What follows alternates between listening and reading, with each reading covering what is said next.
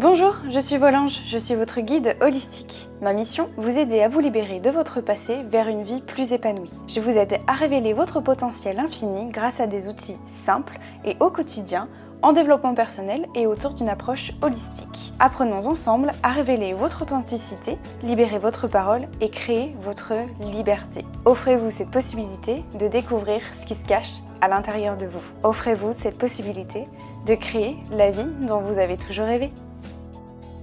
Bonjour à tous mes anges, j'espère que vous allez bien. Je suis ravie de vous retrouver pour ce nouvel épisode. J'avais très envie de pouvoir vous partager ce nouvel épisode sur cette thématique-là, justement de savoir comment est-ce qu'on peut prendre des bonnes décisions, est-ce que je fais le bon choix ou pas. Vous savez, toutes ces fois on se dit « Ah, je sais pas si c'est le bon choix, est-ce que je vais prendre la bonne décision, est-ce que je vais pas le regretter ?» Voilà, je pense que vous voyez de quoi je parle, moi-même ayant été...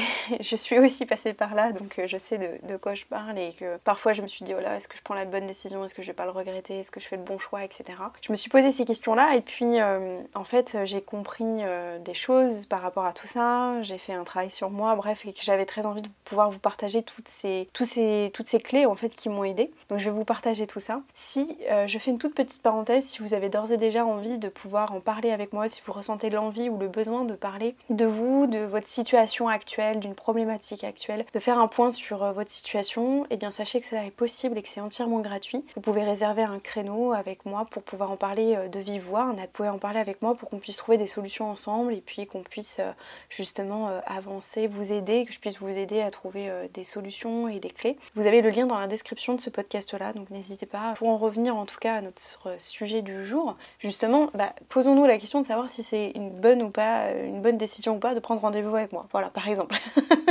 Je referme la parenthèse. La première chose que je voulais vous partager en fait par rapport à ça, savoir si c'est une bonne ou pas décision, c'est que je crois qu'il n'y a pas de bonne ou mauvaise décision. Ça fait référence, ça me fait penser... Je divague complètement dans cet épisode-là, mais ça me fait penser à l'extrait qu'il y a dans Astérix et Obélix, Mission Cléopâtre, où il y a...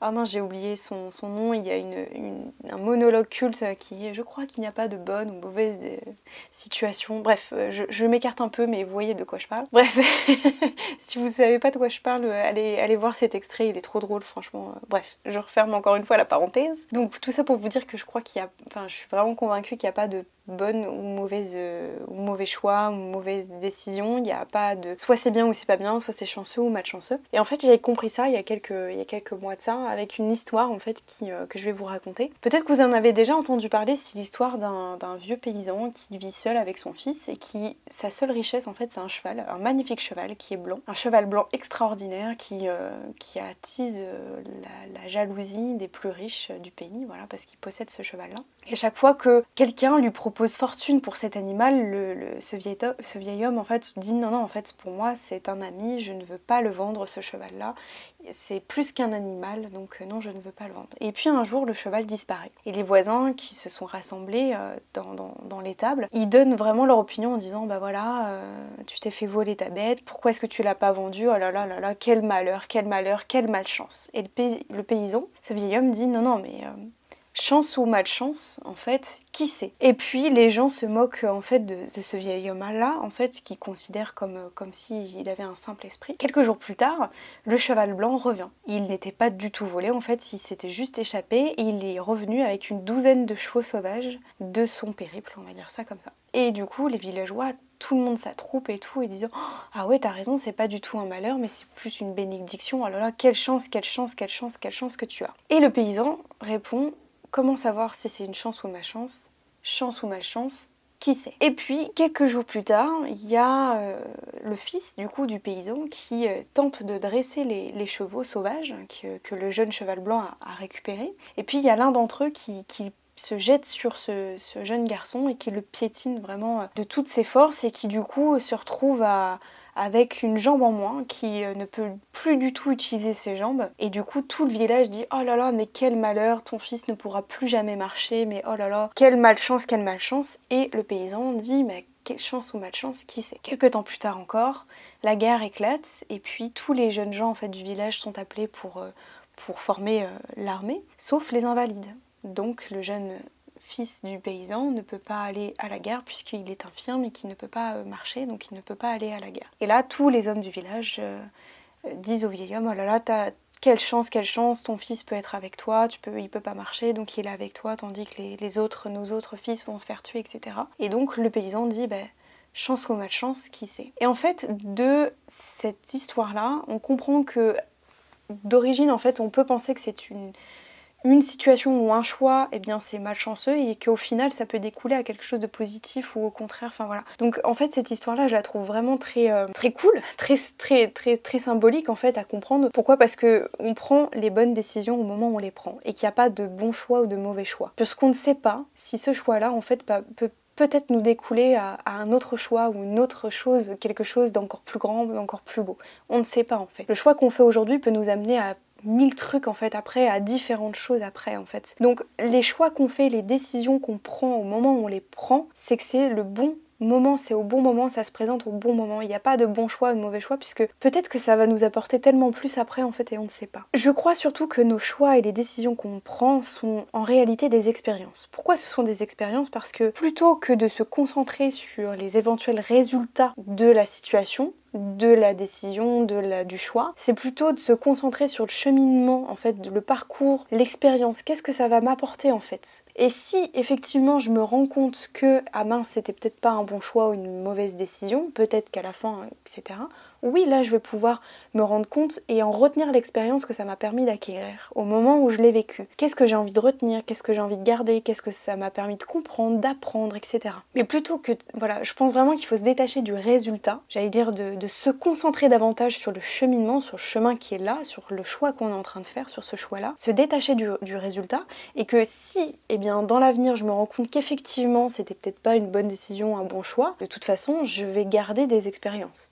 Je donne souvent cet exemple-là. Aujourd'hui, je suis thérapeute, mais je pense que si vous me suivez, vous le savez peut-être sans doute. Je suis diplômée en fait. J'ai un diplôme de clerc de notaire et encore avant d'un diplôme de droit privé, une licence de droit privé. Donc j'ai un parcours de droit, on va dire ça comme ça. J'ai 4 ans de droit derrière moi. Et aujourd'hui, je suis thérapeute. Je pourrais me dire, ok, mais en fait, j'ai fait le mauvais choix puisque j'ai perdu 4 ans de ma vie à faire des études de droit. Mais en fait, non. J'ai pas perdu mon temps, c'était une expérience, ça m'a permis d'acquérir des choses, de savoir des choses, de faire des choses, de comprendre des choses. Donc je n'ai pas perdu mon temps, ça m'a permis d'acquérir de l'expérience, puisqu'aujourd'hui, tout ça, du coup, ça me permet de faire des choses aujourd'hui, de comprendre des choses aussi aujourd'hui. Ça me sert en fait, vous voyez ce que je veux dire? Donc les décisions que j'ai prises au moment où je les ai prises, c'est qu'il fallait que je les prenne à ce moment-là et voilà ce que ça m'a apporté, voilà où ça va m'emmener. J'espère que c'est clair pour vous. En tout cas, voilà, c'est de se détacher, de se dire ok, est-ce que c'est un bon choix ou pas. Je suis un petit peu mon intuition en me disant ok, je vais vers ce chemin-là et je vais voir ce qui va se passer. Je vais voir qu'est-ce que ça peut m'apporter. Alors évidemment, autre conseil que je pourrais vous donner, c'est vous pouvez, moi ce que je fais aussi souvent, c'est de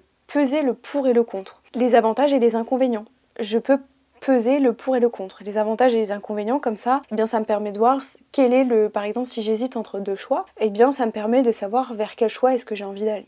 Voilà, ça me permet de savoir quels sont les avantages et les inconvénients et ça me permet de clarifier mon choix. Aussi, autre chose que je fais, c'est que je demande souvent de l'aide, ou je me renseigne, ou j'observe, ou je fais des expériences, ou je suis en observation, etc. Et j'observe plein de choses avant de prendre ma décision aussi. Ça, c'est quelque chose qui peut aider, de demander de l'aide. Par exemple, si je pense à, vous avez envie vous êtes par exemple, vous faites un métier, vous avez envie de changer de métier, vous savez pas trop si c'est la bonne décision, si ça va vous plaire ou pas, faites des stages, expérimentez, intéressez-vous, soyez curieux, demandez de l'aide aussi sur comment les gens ils ont fait, les avantages et les inconvénients du métier, enfin voilà, ça peut être aussi tout ça. Et aussi très important, aussi autre conseil que je vous partage, c'est d'être dans l'observation de vos ressentis, de vos émotions. Pourquoi? Parce que quand on doute sur un choix ou une décision, ou quand il faut qu'on prenne une décision, c'est qu'il y a des émotions qui sont cachées derrière tout ça. Donc de prendre le temps d'identifier un petit peu vos émotions. Si vous avez des doutes, si vous avez peur, de nommer en fait tout ça et de vous poser la question, quel est l'enjeu, quel est le risque que vous prenez, parce que si vous ressentez des doutes et des peurs, c'est qu'il y a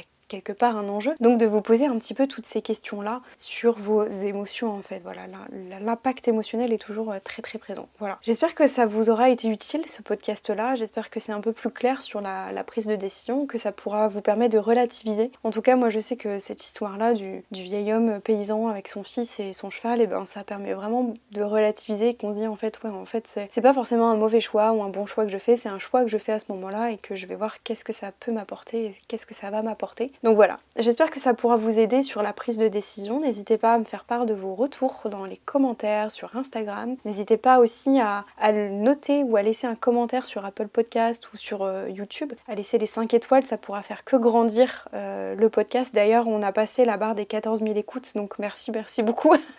Merci beaucoup à vous d'être de plus en plus nombreux à écouter le podcast. Merci beaucoup à vous. Je vous retrouve la semaine prochaine pour un nouvel épisode. En attendant, je vous souhaite de passer un bon week-end, une belle semaine et je vous dis à très vite. Ciao mes anges.